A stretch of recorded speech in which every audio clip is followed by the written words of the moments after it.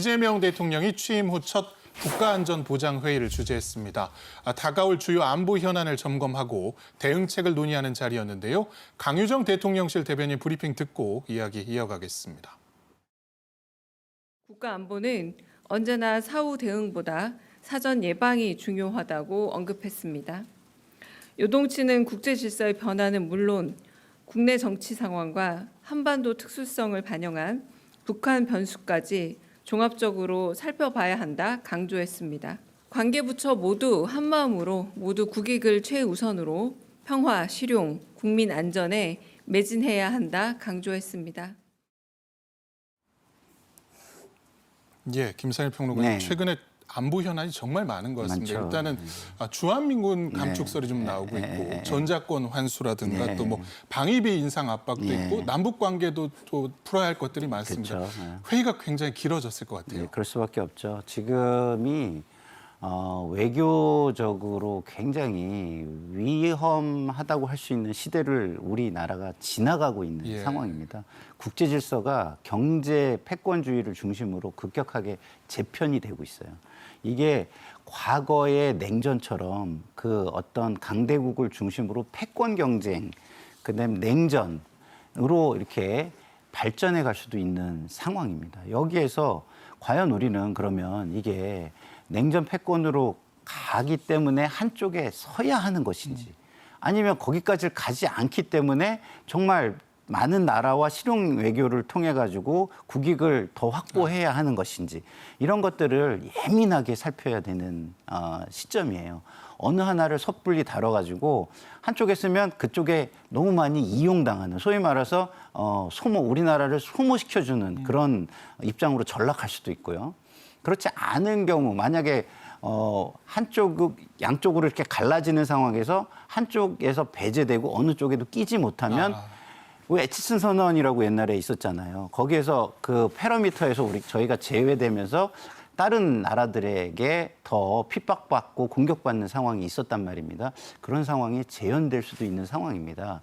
그리고 말씀하신 대로 미국이 이제는 거의 무슨 자국 우선주의를 앞세우면서 통상 압력과 여러 가지의 본인들의 이익이 되는 걸 중심으로 세계 각국들을 압박을 하고 있어요. 거기에는 우리나라는 또 북한이 있기 때문에 방위비와 관련된, 주한미군과 관련된 그런 부분도 존재하고 있고요.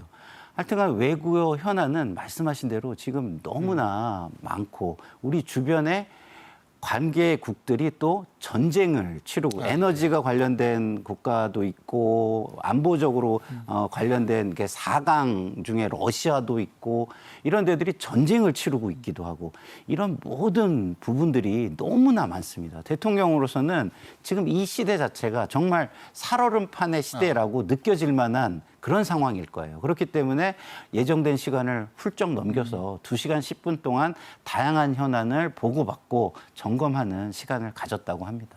예. 자, 이재명 대통령의 모두 발언을 살펴보면은 안보 문제에 있어서도 결국은 사전 예방 그리고 실용을 굉장히 강조한 것으로 보이는데, 이 이야기는 사실 예전에 이제 군부대 방문했을 때도 싸우지 않고 이기는 것이 중요하다. 결국은 이것도 사전 예방의 차원이거든요. 그렇죠. 좀 특징적인 부분인 것 같습니다.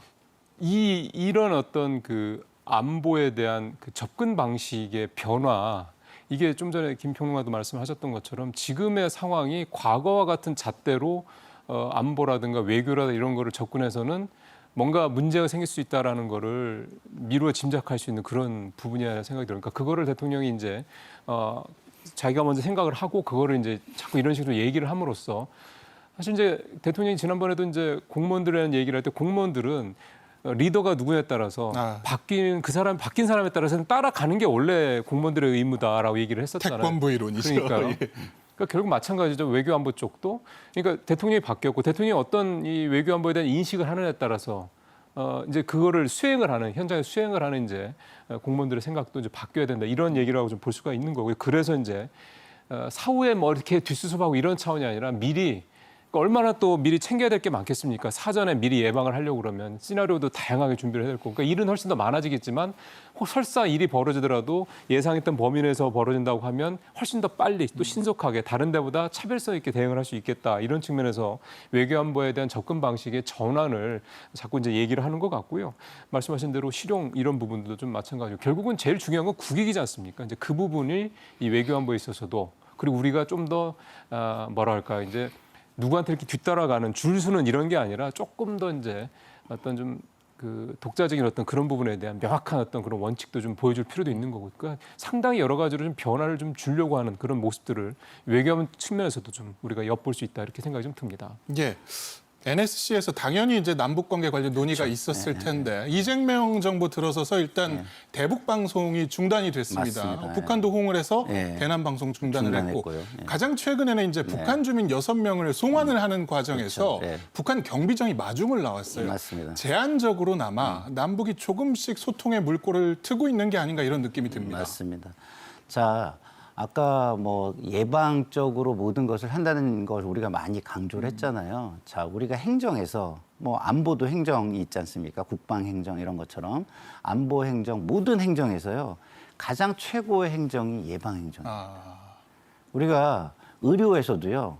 예방으로 병을 막으면은요. 알약 하나로 해결하잖아요. 알약 하나에 얼마 합니까? 뭐 1,000원, 2,000원 이렇게 하잖아요. 근데 예방을 못했을 때 병으로 이어지면 수술로 가게 됩니다. 그럼 수술하고 나중에 그 환자가 회복하고 하는데 드는 돈은요. 이거에 수백 배, 수천 배까지도 이르는 거예요. 이거 똑같습니다. 모든 행정이 똑같은 거예요. 그래서 남북 간에 이런 위험을 사전에 예방하고 평화를 안착시키면 사회적 비용이 줄어드는 겁니다. 예. 사회적 비용을 가장 많이 증가시키는 게 불신이에요. 그래서 우리가 고신뢰 사회, 저신뢰 사회 이렇게 얘기하잖아요. 근데 이것은 국방과 안보에도 똑같이 적용이 됩니다. 그래서 평화를 중심으로 비용을 덜 들게 하면서 그리고 한편으로는 국민들이 불안해할 수 있으니까 국방력을 키워가지고 억지력을 갖추자. 그러니까 공격해서 이기려고 하는 게 아니라 그리고 긴장을 그렇게 해서 고조시키는 게 아니라 우리가 충분한 억지력을 가지고 있다라면 그 평화를 관리 대상으로 삼아가지고 평화 관리를 해나가는 것이 우리에게 가장 좋은 남북관계다라고 생각하고 거기에서 신뢰가 쌓이면 서로 협력을 할 수 있고 협력을 하면 한 국가처럼 움직일 수 있는 어떤 통일의 방향으로 나갈 수 있다. 이런 기본 구상을 가지고 있는 게 이 이명박 정부인 겁니다. 이재명 그럼 정부. 이재명 정부인 예. 겁니다. 그래서 이 이재명 정부가 지금 하는 걸 보면은 상당히 그런 부분을 차근차근 보여주면서 국민이 체감할 수 있게 하면서 함께 나갈 수 있는 토대를 만들어가고 있다. 이렇게 좀 보여집니다. 예.